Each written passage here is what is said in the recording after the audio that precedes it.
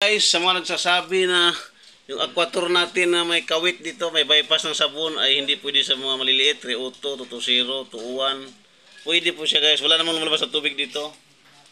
Walang tubig din lumalabas dyan. Maliban kung i-connect mo yan sa baril mo, may bypass. Pero ito wala. Testingin natin. Yan actual testing yan. Kung nagreklamo sa akin sa Shopee, yung binabalik, natatakot sila.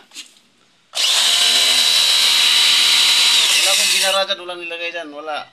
As in, kinabit lang, walang lumalabas sa tubig dyan. Naghanap po yan.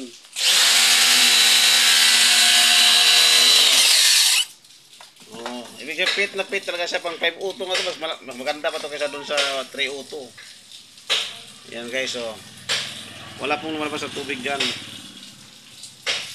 Pwede mo siyang gamitin. Pwede ikabit.